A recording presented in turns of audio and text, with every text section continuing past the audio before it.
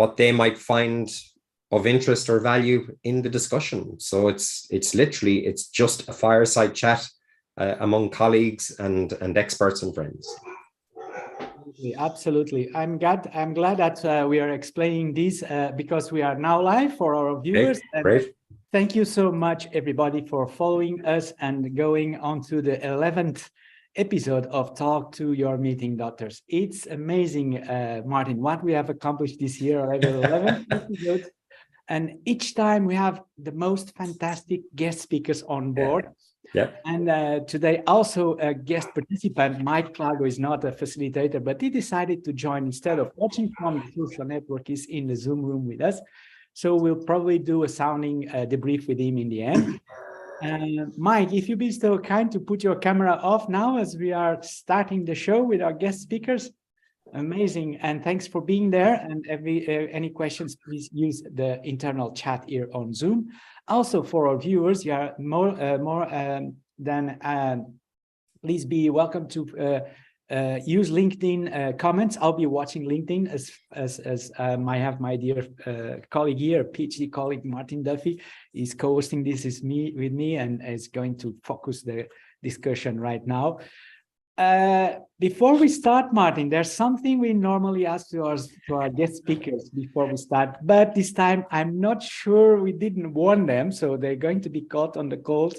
This is true. I was just going to say we've got just a tiny little surprise in store for you, but we always like to ask our guests, is there anything about yourself that is commonly just not known?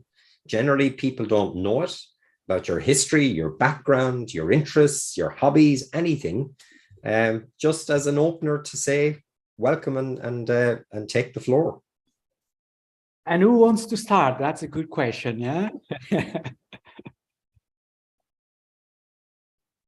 I'm wondering how much time we have. I can list loads of stuff, but I'll talk about one. I'm not sure if the viewers know it, but it's the most exciting part of my life.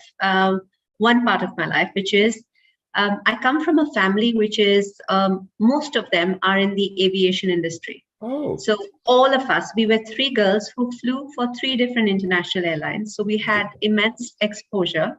We come from India, but this family was really cosmopolitan. And I'm the only one now who quit the airline and came back and continued to live my dream of being in coaching and facilitation.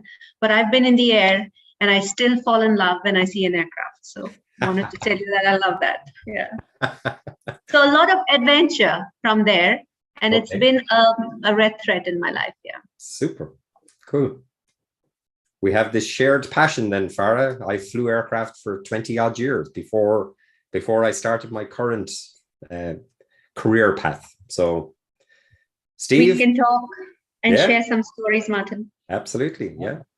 Have we lost Stefania? No, Stefania is there. Okay. Yes, I'm here still. Steve or Stefania, jump in, guys, whichever of you wants to go first. Shall I go? Me connected with Farah because I'm coming from the same international family. We are spread all over the world. So I had that 3 years old calling to my cousins and wait a bit, these distance minutes of lag and waiting their reply. And I wrote in a small paper at 7 years old that I would like to live in Finland. And at 29 years old, I moved in Finland. So I'm in Finland still after 14 years. And I'm wondering how I survived from this minus 20 degrees Celsius degrees. And it's really unbelievable. But now I have the opposite problem. I'm coming back from Italy. And when I go to visit Italy, I'm wondering why I'm coming from this country. So this is the challenge and how we can